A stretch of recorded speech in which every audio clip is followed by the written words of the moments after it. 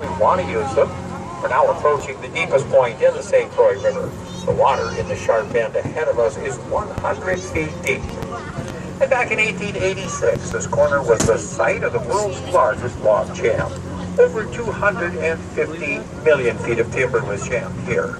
Logs are piled as high as the corner rock that we're approaching to our front right. It's about 50 feet high. Then the logs are backed upstream behind us for 7 miles.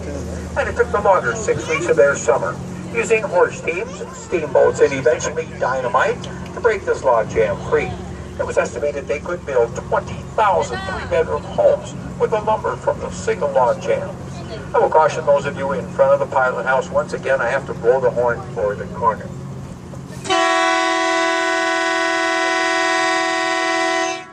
The corner rock itself, still to our right front, has been split into 3 equal vertical sections.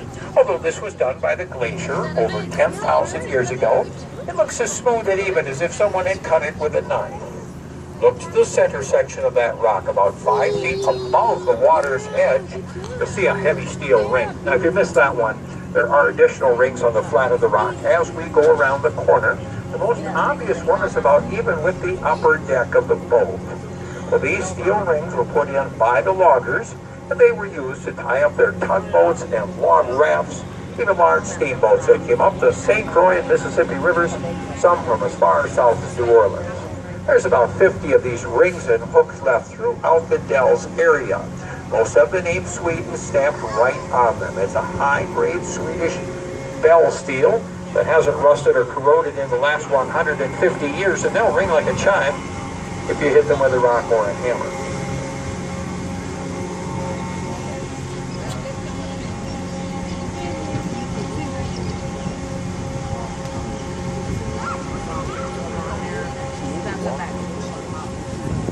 And if you look down ahead of the boat, you'll see the Taylor's Falls Queen tied up to our second landing.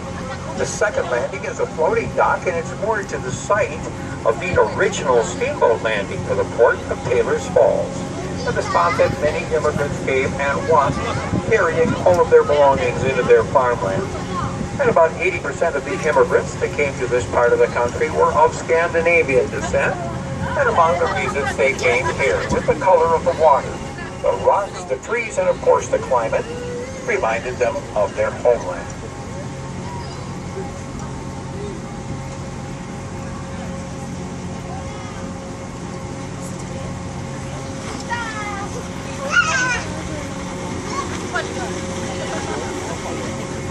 Rock Cross, for which this river received its name, looked directly in front of the boat onto the Wisconsin shore. You'll get a clear view of this large stone cross. It's a side view. The cross starts about 20 feet above the water, then is another 20 feet high itself. Shaped a little more like the letter T from this angle, it's formed by the projection of the rock. And it's the upper half of the bare vertical cliff directly in front of the boat. It has almost no vegetation on it. Now, after saying that, there's one horizontal line of green bushes just near the bottom of the cross itself. And remember, we're looking at it from a side angle.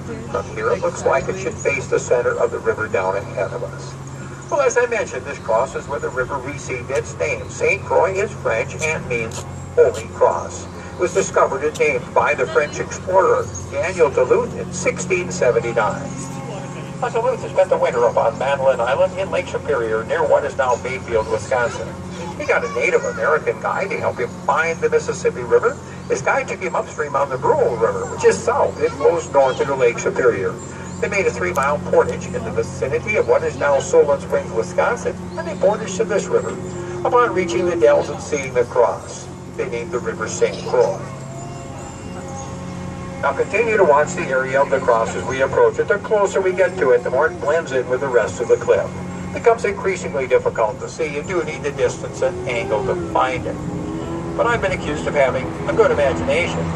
I think the cross is about to change into the profile of the face of our first president, George Washington, just like you see him on the head of a quarter. Now it's a very large stone face. He's looking to our left to back upstream.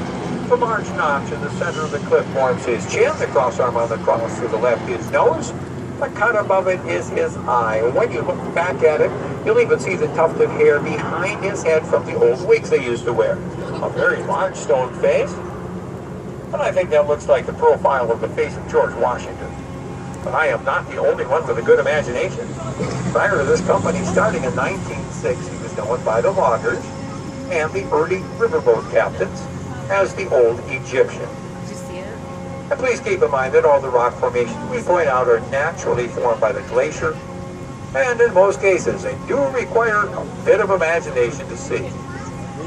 You know, we're often told on our evening dinner cruises, after a couple of cocktails from the bar, you can find almost anything in these rocks.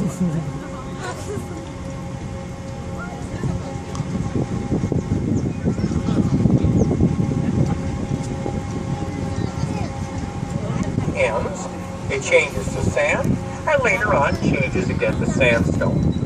Now, the grayish rock of the dells is basalt. It's very old and hard. Geologists tell us it was formed in the Mesoproterozoic era, and that it is in excess of 1.1 billion years in age. It's a very hard rock, harder than most compositions of granite, and locally known as trap rock.